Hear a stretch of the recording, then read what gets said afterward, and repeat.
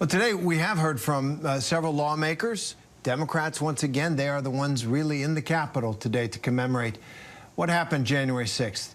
They talked about how they think the nation should move forward, but how do we move forward when the big lie that President Trump spreads, that he really won the election, continues to hover over the United States? The attempts to sow the seeds of doubt in our electoral processes are still visible today, and they were never more obvious in the days, weeks, and months after the 2020 presidential election, as former President Trump tried again and again and again and again to undo a basic fundamental tenet of our democracy, that the person who gets more valid votes wins. Let's talk about that. Joining us now, Arizona Secretary of State Katie Hobbs. She experienced those attempts firsthand as the responsible official in the state of Arizona for these matters. So here we are a year later, after the 2020 election results had been certified and they were presented in Congress, and we had this eruption. I've heard that you said, quote, they had an artificial shadow cast over it in the form of baseless accusations of misconduct and fraud for which no proof has been provided and which court after court has dismissed as unfounded, end quote. So that is the facts. Those are the facts. And we're looking at a poll right now. We have a poll out with ABC News Ipsos. Only 20% of Americans say they are very confident in our election system. That's only 30% of Democrats, only 13% of Republicans. It sounds like we're losing faith in our own democracy. What do you think? Well, I think, that is very concerning. It should concern all of us. This undermining of confidence, people's confidence in our sacred institutions of government that have been in place for decades and have worked for decades. This peaceful transition of power that is now seen as not part of the process of free and fair elections, but part of the problem when you don't like the outcome.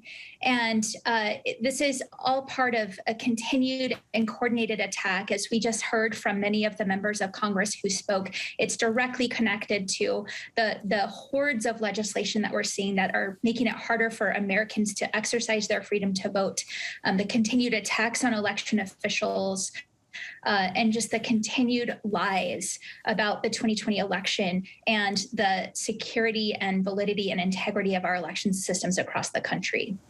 And can I follow up and ask you, as a practicing political leader, you were, I believe, in the state legislature in Arizona and ran statewide, and now you're looking forward to running for governor, I understand, in Arizona as well.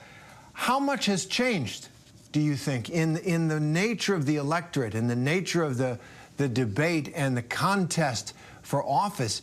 Is it more dangerous? Is it a more degraded dialogue, do you think? What do you feel as somebody who's been in it for a while? Yeah, when I was elected in 2010, Democrats were just a huge super minority in both chambers of the legislature. And people talked about the good old days when Democrats and Republicans could work together and get things done. But during my time in the legislature, I actually was able to get things done. And I don't think that environment exists anymore. From a front row seat in Arizona, certainly the level of vitriol and discord is so high. We've seen massive resignations from the legislature in this last year. That is not normal because it's just not worth the price. And one of the commentators just mentioned the school board issues. We're seeing that across Arizona.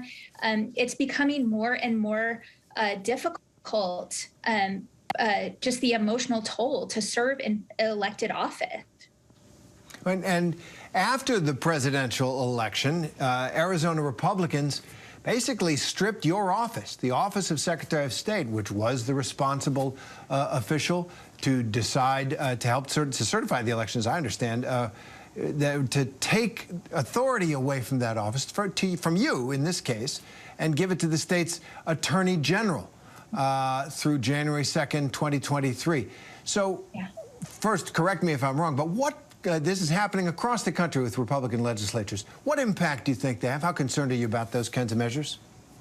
Well, first of all, you are correct, but that provision was overturned by the Supreme Court in the state of Arizona. So our election authority is intact in the Secretary of State's office. But this trend is absolutely happening in other states. It is concerning. We're seeing partisan actors who don't like the outcome of elections trying to take away the power from largely nonpartisan officials, or even, I'm a partisan official, but I conduct myself in a nonpartisan manner in this capacity, and put it in the hands of people who have outright partisan objectives.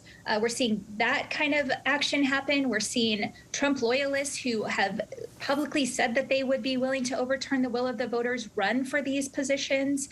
We have that going on right here in Arizona. The frontrunner in the Secretary of State Republican primary was at the January 6th insurrection. So this trend is happening across the country. It's very alarming. And are you more worried then for our democracy today than you were a year ago? I thought that January 6th, what we saw, and I want to take a moment to honor the stories that we just heard from the members of Congress. It was hard to sit through. I'm sure it was hard for many people watching, as hard as watching it in my living room a year ago unfold. I thought that would be a moment where our country could come together. Like many people talked about 9/11, and it is discouraging that hasn't happened, that the level of discord has just continued to evolve and worsen. But we survived, our democracy survived, our democracy is strong. And, folks, like, I'm running for governor to step up and do more to protect our democracy. And I think we're seeing that across the country as well. Yeah, I was going to ask you that. Well, so why are you running for office? I mean, you've already been targeted by President Trump, by his followers. Why are you in this business, especially at this time? Our state is being run by conspiracy theorists who are clearly more focused on relitigating the 2020 election and trying to put Trump back into power than they are on addressing the real issues that face Arizonans every day. And we have a lot of work to do. And I have a proven track record of getting the job done for Arizonans, and I want to continue to do that as governor. All right. Well, we need people to step up right across our politics and fix them. Secretary Katie Hobbs in Arizona. Thanks very much and good luck. Thank you. Hi, everyone. George Stephanopoulos here. Thanks for checking out the ABC News YouTube channel. If you'd like to get more videos, show highlights, and watch live event coverage, click on the right over here to subscribe to our channel. And don't forget to download the ABC News app for breaking news alerts. Thanks for watching.